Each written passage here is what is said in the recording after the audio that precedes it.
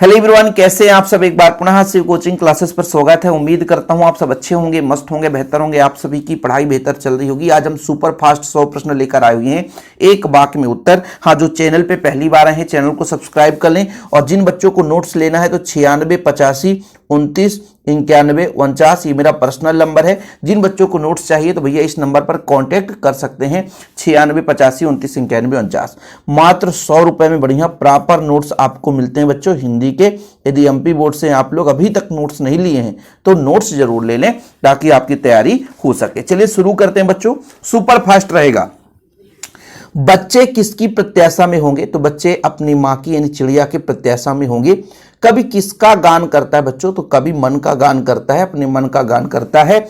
भव सागर में कौन सा अलंकार है बच्चों? तो भव सागर में रूपक अलंकार है। कौन सा अलंकार बच्चों? रूपक अलंकार है। कभी किसका उन्माद लिए फिरता है? तो कभी यौवन का उन्माद लिए फिरता है। कभी किसका उन्माद लिए फिरता बच्चों? तो कभी यौवन का उन्माद लिए फिरता है। कपास कौन लाता है बच्चों? तो कपास बच्चे लाते हैं। कपास कौन लाता है? कपास बच्चे लाते हैं। बच्चे निडरता के साथ किसके सामने आते हैं? बताओ। सुनहरे सूरज के सामने। बच्चे निडरता के साथ सूरज के सामने आते हैं। पतंगों के साथ साथ कौन उड़ रहा है प्यारे बच्चों? पतंगों के साथ बच्चों की कल्पनाएं उड़ रही है। पतंगों के साथ बच्चों की कल्पनाएं उड़ रही है। ठीक है। कविता का खिलना कौन नहीं जानता? कविता का खिलना कौन नहीं जानता? तो बच्चों कविता का खिलना फूल नहीं जानता। फूल हो गया इसका आंसर। कविता का उड़ना कौन नहीं जानता? तो उड़ने की बात आती है तो चिड़िया हो जाएगी बच्चों। कविता का उड़ना चिड़िया नहीं जानती है ना। बात बाहर निकलने की बजाय कैसी हो गई? पेचीदा हो गई, फंस गई, है ना। पर्दे पर किसकी कीमत है बच्चों? तो पर्दे पर वक्त की कीमत है। पर्दे पर किसकी कीमत है? वक्त की कीमत है। अपाहिज क्या नहीं बताएगा? बताओ। अपने अपाहिजपन के बारे में नहीं बताएगा। अपाहिज को कभी, जैसे मान लीजिए आपके अंदर कोई कमी है तो कोई बताएगा कि हमारे अंदर ये कमी है? कभी नहीं बताएगा, क्योंकि उसके अंदर से थोड़ा सा क्रोध आएगा, दुख होगा, इसलिए नहीं बताएगा। दूरदर्शन वाले कैमरे के सामने बैठे अपाहिज से बार बार क्या प्रश्न पूछा जाएगा? ऐसा प्रश्न पूछा जाएगा ताकि वह दुख होकर के रो पड़े, है ना, रोने लग जाए, जिससे कि उनका फेम बने। यानी जो संवाददाता होते हैं तो उनका फेम कब बनेगा? जब लोग भावुक हों, न्यूज़ देकर के लगे हाँ भैया ये वास्तविक न्यूज़ है। तो ऐसा प्रश्न पूछा जाएगा ताकि अपाहिज रोने लग जाए। स्लेट पर क्या मलने की बात कही है? तो स्लेट पर खड़िया, लाल खड़िया मलने की बात कही है। इसके बाद अगला प्रश्न है, ऊषा का जादू कब टूटता है बच्चों? ये सारे क्वेश्चन सिलेक्टेड है और प्रश्न पूछे गए हैं। ठीक है। ऊषा का जादू कब टूटता है? तो सूर्योदय होने पर ऊषा का जादू टूट जाता है। कवि ने नील जल में झिलमिलाती देह की तुलना किससे की गई है बच्चों? अनिष्ट की आशंका से। इसका नहीं, कवि ने नहीं, ये तो गलत हो गया। कवि ने नील जल में झिलमिलाती देह की तुलना सूरज के किरण से की है। किससे बच्चों? सूरज की किरण से की है। ठीक है। चलिए, धनी वर्ग के लोग किसकी आशंका से भयभीत रहते हैं? अनिष्ट की आशंका से भयभीत रहते हैं। विप्लव का वीर किसे कहा गया है? तो विप्लव का वीर किसे कहा गया बच्चों? बादल को कहा गया। किसको? बादल को। जल सदैव किसमें से छलकता है? बताओ। जल सदैव किसमें से छलकता है? तो खिले हुए कमल से, है ना। इसका आंसर होगा बच्चों खिले हुए कमल से। लोग पेट की आग बुझाने के लिए किन किन तक को बेच देते हैं? अपने संतान तक को बेच देते हैं, पुत्र पुत्री तक को बेच देते हैं। ठीक बच्चों। तुलसीदास स्वयं को क्या कहलवाना चाहता है? भगवान श्री राम का दास, है ना, दास कहलवाना चाहता है। गुलाम, भगवान का सेवक, भगवान राम का गुलाम कहलवाना चाहता है। ठीक है। रावण ने किसके समक्ष हनुमान एवं अन्य वनरादि की वीरता का वर्णन किया? कुंभकर्ण के समक्ष। ठीक है। कुंभकर्ण के समक्ष रावण ने वीरता का वर्णन किया था।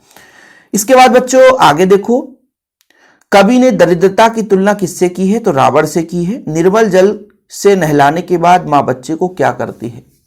ठीक है, कंघी करती है। क्या करती है बच्चों? कंघी करती है। रक्षाबंधन की सुबह आसमान कैसा था?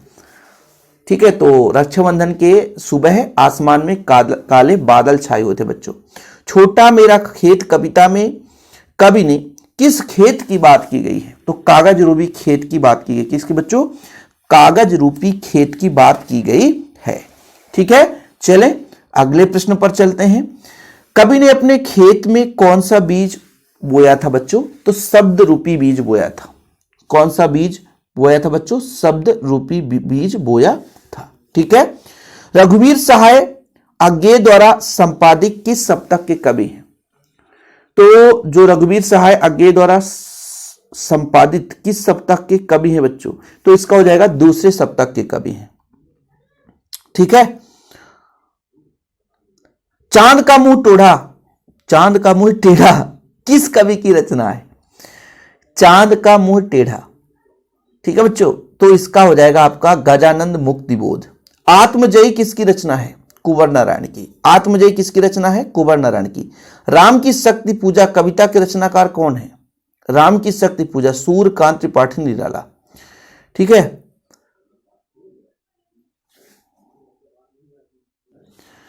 तो यहां पर एक क्वेश्चन ऐसा था बच्चों कि रघुवीर सहाय किस सप्ताह के कवि? तो दूसरे सप्ताह के कवि, जिसका संपादन अज्ञेय ने किया है। ठीक है, चलो, रघुवीर सहाय अज्ञेय द्वारा संपादित, इसलिए बोला गया है। इसी क्वेश्चन में डाउट था तो मैं थोड़ा सा माइंड में, मस्तिष्क में, क्वेश्चन आगे चल रहा था लेकिन इस क्वेश्चन में मेरे को थोड़ा सा, तो रघुवीर सहाय दूसरे तार सप्ताह के कवि हैं और संपादित किसने किया था? अज्ञेय ने किया था। चलो भाई, बादल राग कविता में, हाँ, राम की शक्ति पूजा कविता के रचनाकार कौन है बच्चों? सूर्यकांत त्रिपाठी निराला। बादल राग कविता में अट्टालिका को क्या कहा गया है? तो आतंक भवन कहा गया है। अट्टालिका को आतंक भवन। तुलसीकृत कवितावली किस भाषा में लिखी गई बच्चों? तो ब्रज भाषा में। ठीक है, किसमें बच्चों? ब्रज भाषा में। कुंवर नारायण की रचना कविता के बहाने उनके काव्य संग्रह से ली गई है। किस काव्य संग्रह से ली गई बच्चों? इन दिनों। ठीक है, कविता के बहाने इन दिनों काव्य संग्रह से लिया गया है। तुलसीदास अपने किस रूप में गर्व करता है? तो भगवान का दास, भगवान का सेवक, भगवान का भक्त, है ना, इस रूप में वो गर्व करता है। तुलसीदास जी ने रावण की तुलना किससे की है? तो ये आपने पढ़ चुका, दरिद्रता से की है। बच्चा मां की गोद में कैसा प्रतिक्रिया करता है? खिलखिलाकर हंसता है बच्चों। क्या करता है? खिलखिलाकर हंसता है। ठीक है। आगे देखो, दिवाली के दिन माता बच्चे के लिए क्या लेकर आती है? तो दिवाली के दिन माता बच्चे के लिए क्या लेकर आती है बच्चों? तो चीनी के खिलौने। दिवाली के दिन माता बच्चे के लिए चीनी के खिलौने लेकर आती है। ठीक है, कोई दिक्कत? रस की पुतली किसे कहा जाता है? ये बड़ा खतरनाक क्वेश्चन है। रस की पुतली किसे कहा जाता है? ठीक है, तो रस की पुतली राखी बांधने वाली बहन को कहा गया। किसको बच्चों? राखी बांधने वाली बहन को कहा गया। हिंदी साहित्य में आधुनिक काल के जनक भारतेंदु हरिश्चंद्र को माना जाता है। किसको? भारतेंदु हरिश्चंद्र को। कठिन काव्य का प्रेत किसे कहते हैं? कठिन काव्य का प्रेत केशवदास जी को कहते हैं। किसे बोलते हैं बच्चों? केशवदास को। पहलवान लुट्टन सिंह के कितने पुत्र थे? तो 2 पुत्र थे। ठीक है बच्चों, और जिन बच्चों ने नोट्स नहीं लिया है तो नोट्स जरूर ले लेना। मैं बार बार कहता हूं कि मात्र 100 रुपए में हिंदी का नोट्स मिलता है बच्चों। ये कॉन्टेक्ट नंबर है। ठीक है, पूरा ऑब्जेक्टिव वगैरह सब कुछ मिलेगा। बाल बाल बचना मुहावरे का अर्थ क्या है बच्चों? बाल बाल मुहावरे का अर्थ क्या? बाल बाल बचना यानी मुसीबत से बचना। सिंधु सभ्यता का सबसे बड़ा नगर कौन सा था? तो सिंधु सभ्यता का सबसे बड़ा नगर मोहनजोदड़ो था। आमतौर पर रेडियो नाटक की अवधि कितनी होती है? तो 15 से 30 मिनट होती है। आमतौर पर रेडियो नाटक की अवधि 15 से 30 मिनट। सूरज का 7वां घोड़ा किसकी रचना है? ठीक है, सूरज का 7वां घोड़ा धर्मवीर भारती की रचना है। शांत रस का स्थायी भाव समय निर्वेद होता है। आलोक धर्मा का एकमात्र काव्य संग्रह कौन सा? लिखिए। ठीक है, दुनिया रोज बनती है। आलोक धर्मा का एकमात्र काव्य संग्रह दुनिया रोज बनती है। दुनिया रोज बनती है। बादशाह रस को 10वें रस के रूप में स्थापित करने वाले कवि का क्या नाम है? देखो भाई, इसमें 2 आंसर मिलते हैं। तो बादशाह रस का जो बादशाह है उसे सूरदास जी को कहते हैं, लेकिन स्थापित भर्तृहरि ने किया था। ठीक है भाई, जो स्थापित किए आंसर उसका भर्तृहरि होता है, लेकिन जो जना के लिए एक प्रकार से राजा बोलेंगे, बादशाह रस के जो बादशाह जिसको हम बोलेंगे वो सूरदास है। यदि पूछ दे कि भाई सम्राट किसे कहा जाएगा बादशाह रस का, तो आपका सूरदास होगा, है ना। शांत रस का स्थायी भाव समनिर्वेद ये हो गया है। एक ही स्थायी भाव के बीच में परिस्थितिवश अनेक भाव का संचार हो, उन भाव को क्या बोलते हैं? तो जो अनेक भाव आता है, अल्प समय के लिए आता है, जिनकी संख्या 33 है, वो संचारी भाव होती है बच्चों। अब मैं नाचो बहुत गोपाला में कौन सा रस है? अब मैं नाचो बहुत गोपाला, यहां पर आपका बच्चों इसका हो जाएगा बहुत गोपाला, यहां पर अद्भुत रस है। ठीक है, अब मैं नाचो बहुत गोपाला में कौन सा रस है बच्चों? तो इसका अद्भुत रस होगा। हालांकि ये क्वेश्चन महत्वपूर्ण नहीं है। रस किसे कहते हैं? काव्य को पढ़ने, सुनने या देखते समय पाठक, दर्शक और श्रोता को जिस आनंद की अनुभूति होती है उसे रस कहते हैं। भयानक रस का स्थायी भाव भय होता है बच्चों। और अनुभव के प्रकार बताइए, तो अनुभव की गूगल कर लेना, है ना। मुख्य रूप से 4 प्रकार होते हैं, लेकिन बुकों में बहुत सारे प्रकार मिल जाते हैं। अनुभव के 4, कायिक, मानसिक, है ना, सात्विक आहार, या ऐसा भी मिल जाता है कायिक, वाचिक, सात्विक आहार। तो है ना, इसके थोड़ा सा आप लोग देख लेना अनुभव के प्रकार। ये आपको होमवर्क देता हूं बच्चों, ठीक है। तो यहां पर बच्चों एक क्वेश्चन जो अब मैं नाचो बहुत गोपाला, ये आपके लिए थोड़ा सा, इसमें कहीं कहीं हास्य रस भी देखने को मिलता है, ठीक है, और कहीं कहीं आपका अद्भुत रस। तो इसमें थोड़ा सा आप लोग देख लेना कौन सा रस है, ठीक है। अब मैं नाचो बहुत गोपाला, इसमें हास्य रस भी देखने को मिलता है और कई जगह, है ना, अब मैं नाचो बहुत गोपाला, यानी भगवान जी से कहते हैं कि आपने मैंने बहुत नाच लिया, ठीक है, ठीक है। तो ये आपको 52 नंबर जो क्वेश्चन है, तो इसको आप लोगों को देखना है अद्भुत रस है कि हास्य रस है, ठीक है। ये आपकी इच्छा है, हास्य रस भी हो सकता है, अद्भुत रस। ऐसे 2-2 बुक 3-3 बुक रहते हैं और उनमें अलग अलग आंसर भी दे रखा रहता है। चलो, तो 52 नंबर जैसे जो क्वेश्चन थोड़ा डाउट लगे यार उसको इग्नोर कर दो, है ना, ऐसे क्वेश्चन नहीं आएंगे, वो क्वेश्चन छोड़ देना आप लोग, ठीक है। यहाँ पे मैं हास्य रस भी मेंशन कर लेता हूँ, ठीक है, इस प्रश्न को, क्योंकि लोग कमेंट करते हैं ना कि सर ये क्वेश्चन का थोड़ा एक बार देखिए। संचारी भाव की संख्या 33 होती है, प्रमुख संचारी भाव के नाम लिखो बच्चों। कुछ संचारी भाव जैसे ग्लानि है, संख्या है, आलस है, हर्ष है, गर्व है, ऐसे संचारी भाव होते हैं। रस के अंगों की संख्या 4 बताइए। स्थायी भाव, विभावन भाव, संचारी भाव। आधुनिक काल के 2 महाकाव्य बताओ, कामायनी, है ना, और साकेत, है ना, ठीक है। खंड काव्य की एक उदाहरण बताओ बच्चों। खंड काव्य पंचवटी ले लो। मुक्तक काव्य का एक उदाहरण, अच्छा, मुक्तक काव्य का एक उदाहरण तो बच्चों हो जाएगा मधुशाला, कबीर के दोहे, ठीक है, मधुशाला लिख लेना, मुक्तक काव्य का एक उदाहरण। प्रबंध काव्य के 2 प्रकार, भैया प्रबंध काव्य के प्रकार कौन कौन से? खंड काव्य और महाकाव्य, ठीक है। मुक्तक काव्य के प्रकार, गे मुक्तक, पाठ मुक्तक, गे मुक्तक, पाठ मुक्तक। विस्तृत कलेबर वाले काव्य को क्या बोला जाता है? महाकाव्य बोलेंगे। आधुनिक युग के गे मुक्तक कवियों के नाम, ठीक है, ये कवियों के नाम, तो इसको नहीं पढ़ना बच्चों। मुक्तक काव्य से आप क्या समझते हैं? परिभाषा है। प्रबंध काव्य किसे कहते हैं? परिभाषा है। ये परिभाषाएं हैं, ये दोनों, ठीक है, परिभाषाएं हैं। इसको हम क्वेश्चन आंसर में कराएंगे। जिस काव्य में छंदों पर पूर्वापर संबंध ना हो उसे क्या बोलते हैं बच्चों? ये आपका मुक्तक काव्य है, ठीक है। तो मुक्तक काव्य की परिभाषा यहां से लिख लेना। काव्य का सौंदर्य बढ़ाने वाले धर्म अलंकार किसकी परिभाषा है बच्चों? अरे भाई ये अलंकार की परिभाषा है, ठीक है बच्चों। आगे देखो, शब्द और अर्थ के आधार पर अलंकार को 2 भागों में बांटा गया, एक शब्द अलंकार, एक अर्थ अलंकार। जहां काव्य की शोभा वृद्धि का आधार शब्द, वहां शब्द अलंकार। जहां उपमेय को उपमान से श्रेष्ठ बताया जाए वहां आपका व्यतिरेक अलंकार। क्या होता है? व्यतिरेक अलंकार। सारी बीच नारी है, किनारे बीच सारी है, इसमें संदेह अलंकार। जहां श्याम घनश्याम के नाच उठे बनमोहन, इसमें बच्चों आपका भ्रांति है, भ्रांतिमान अलंकार। कविता में रुकने और आगे बढ़ने के नियम को क्या कहते हैं? रुकने को ऐति और आगे बढ़ने को गति कहते हैं। छंद के प्रकार, छंद के 2 प्रकार होते हैं, बाणिक छंद और मात्रिक छंद। दुर्मिल सवैया का दूसरा नाम है चंद्रकला। प्रत्येक पंक्ति में 31 वर्ण वाली रचना क्या कहलाती है बच्चों? कवित्त छंद, है ना। इसमें 4 पंक्तियां होती है, पहली, दूसरी पंक्ति, चौथी पंक्ति में तुक मिलाया जाता है, तीसरी पंक्ति स्वच्छंद होता है। ये उर्दू और फारसी, जहां भी उर्दू और फारसी शब्द आ जाए तो वहां पे आप बिना सोचे समझे रुबाई छंद लगा देना। क्या बच्चों? रुबाई छंद लगा देना, रुबैया, ठीक है। कोई दिक्कत? चले चलते हैं आगे प्रश्नों पर बच्चों। 100 नंबर तक आज हम करेंगे पहले लेक्चर में, और 100 नंबर फिर 200 क्वेश्चन रहते हैं तो 100 प्रश्न हम बाद में करेंगे।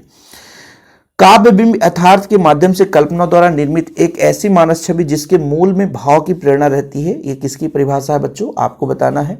तो ये डॉक्टर नागेंद्र की परिभाषा है। बिंब के भेद बताओ, इसको आप लोगों को बताना है, ठीक है। दृश्य बिंब, श्रव्य बिंब, विचार बिंब, भाव बिंब, ठीक है बच्चों। और भी बिंब रहते हैं, इंद्रिय बिंब, काल्पनिक और प्रेरक अनुभूति के आधार पर, मतलब बिंब कई प्रकार के होते हैं, ठीक है। तो ऐसे क्वेश्चन एग्जाम में एक वाक्य में नहीं पूछा जाएगा, ध्यान रखना आप लोग। बिंब का प्रयोग साहित्य में कब होता है बच्चों? ठीक है, मूर्ति रूप प्रदान करने के लिए। बिंब का मतलब ही होता है ना, मूर्ति रूप प्रदान करना। किस कवि की पहचान एक बिंब धर्मी के रूप में माना जाता है बच्चों? ठीक, तो इसका हो जाएगा शमशेर बहादुर सिंह और केदारनाथ, ठीक है। किस कवि की पहचान एक बिंब धर्मी कवि के रूप में माना जाता है? तो आपको शमशेर बहादुर सिंह भी मिलेगा और केदारनाथ। बिंब का प्रयोग साहित्य में कब से होता रहा है? तो प्रारंभ से होता रहा है, ठीक है, इसका हो जाएगा प्रारंभ से, ठीक है। बिंब का शाब्दिक अर्थ है बच्चों आपको मूर्ति रूप प्रदान करना, ठीक है। फिर यहाँ पे इनको आपको नहीं पढ़ना है, ये क्वेश्चन बिना काम के हैं, कोई मतलब के नहीं बच्चों। सीधे यहाँ पर देखो, ये 88 नंबर क्वेश्चन पढ़ना है। गन्ने का पका हुआ गाढ़े रस को क्या कहा जाता है? गुड़ बनता है ना, गन्ने का पका हुआ गाढ़ा रस गुड़ बनाता है। भागतीन के होंठ कैसे थे? तो पतले थे। भागतीन का वास्तविक नाम लक्ष्मी था। लेखिका के भ्रमण की साथिन कौन रही है? तो भक्तिन रही है।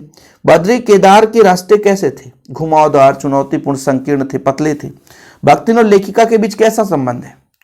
स्वामी और सेवक का संबंध है। जेठ पुत्र क्या कहलाता है? मतलब जेठौत कहलाता है। बाजार दर्शन किस विधा से लिया गया बच्चों? निबंध से। खेल कहानी की रचयिता कौन है? तो इनके हैं जैनेन्द्र कुमार। क्या? जैनेन्द्र कुमार। जैनेन्द्र कुमार का जन्म कब हुआ? 1905 में हुआ था बच्चों, अलीगढ़ में, है ना। चूरन बेचने का काम कौन करता था? भगत जी करते थे। परचेसिंग पावर का मतलब क्या होता है? क्रय शक्ति होता है। अकिंचित का क्या अर्थ है बच्चों? अकिंचित का क्या अर्थ है बताना है आपको। तो अकिंचित का अर्थ आपको बताना है, लास्ट क्वेश्चन है, इसको आप लोग गूगल कर लेना। अकिंचित का क्या अर्थ है, इसे आपको बताना है। तो मैं आपको बता देता हूं, अकिंचित आपको बच्चों यहाँ पे अर्थहीन होता है, इसका मेन अर्थ होता है अकिंचित का मतलब अर्थहीन होता है, ठीक है। बाकी काले मेघा पानी देख किस विधा से लिखा गया बच्चों? संस्मरण है। गुनाहों की देवता बच्चों किसकी रचना है? धर्मवीर भारती की। धर्मवीर भारती का जन्म कहाँ हुआ बच्चों? 1926 में इलाहाबाद में। बच्चों की सेना का क्या नाम था बच्चों? इंदर सेना, है ना। कि मेढक मंडली, सेना बोला है ना, तो इंदर सेना। गुड़धानी का क्या अर्थ है बच्चों? गुड़धानी, गुड़ चने का लड्डू, है ना। लड़कों की टोली का क्या नाम था? मेढक मंडली। काले मेघा पानी दे पाठ के लेखक धर्मवीर भारती, है ना। पहलवान की ढोलक किस विधा से लिया गया बच्चों? कहानी से लिया गया। कहानी, पहलवान का ढोलक क्या है? कहानी है, ठीक है। तो ये सारे क्वेश्चन थे आज, और पार्ट 2 भी लेकर आऊंगा, लेकिन जो बच्चे नोट्स लिए हैं तो अच्छी बात है यार, नोट्स ले लें, तैयारी करें। कुल कितने एक बाक में उत्तर है? 159, 184, चलो भाई 204 है, ठीक है। तो इसमें ऐसे बहुत सारे क्वेश्चन हो जाते हैं जो कि नहीं पढ़ना है, वो मैं आपको बता दिया करूंगा, आप निश्चिंत रहा करें। हाँ, चैनल पे पहली बार आए, चैनल को सब्सक्राइब जरूर कर ले बच्चों। जय हिंद, वंदे मातरम।